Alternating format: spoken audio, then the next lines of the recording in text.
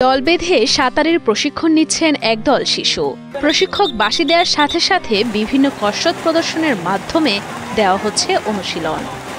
ঝিনাইদহ শহরের নবগঙ্গা নদীর তীরে শিশুদের দেয়া হচ্ছে সাঁতারের এই প্রশিক্ষণ।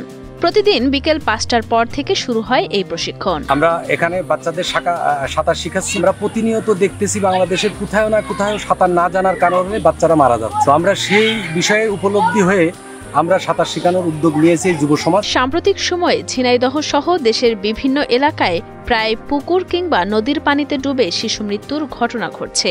পানিতে ডুবে শিশু মৃত্যু কমিয়ে আনা এবং ভালো মানের সাঁতারু তৈরি করতে জেলা ক্রীড়া অফিসের আয়োজনে বিকশিত সুইমিং ক্লাবের উদ্যোগে গেল ১ মাস থেকে শুরু হয়েছে সাঁতার প্রশিক্ষণ।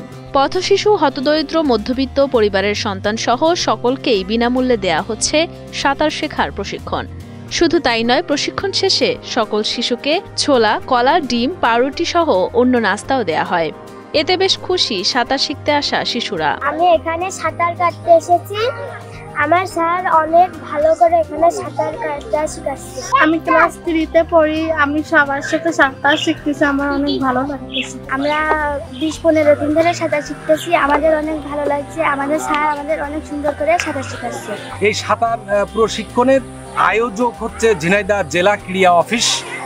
তারা প্রায় ৪৫ জনের নাস্তা দিচ্ছে।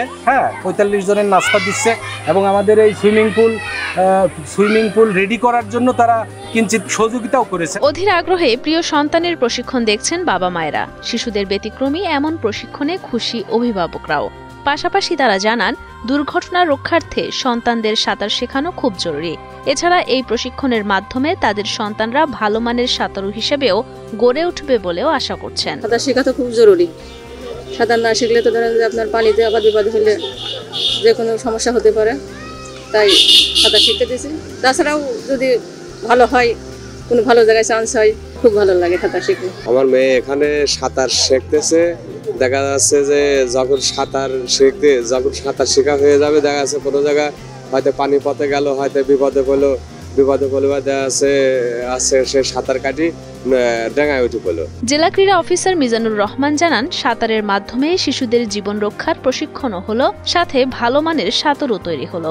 এই দুটোকে লক্ষ্য রেখেই করা হয়েছে এই আয়োজন। আমাদের এই সাঁতারের প্রশিক্ষণ ক্যাম্পটা মূলত ক্রীড়া পরিদপ্তরে যে বার্ষিক ক্রীড়া কর্মসূচি থাকে তারই আওতায় একটা প্রশিক্ষণ, যেটা এবার অনুষ্ঠিত হচ্ছে বিকশিত সুইমিং ক্লাব তাদের তত্ত্বাবধানে, তাদের পরিচালনায়, আমাদের তত্ত্বাবধানে এবং আমাদের সার্বিক সহযোগিতায় অনুষ্ঠিত হচ্ছে। তাদের জীবন রক্ষার যে প্রশিক্ষণ সেটাও হলো। পাশাপাশি এখান থেকে যারা যদি ৪০ জন প্রশিক্ষণ করে, ওর মধ্যে দেখা যায় ৫ জন থাকে যারা ন্যাশনাল লেভেলে ভবিষ্যতে কম্পিট করবে। বিকশিত সুইমিং ক্লাবের সভাপতি জানান, এখানে সকল শ্রেণীর শিশুদের সাঁতার শেখার সুযোগ আছে।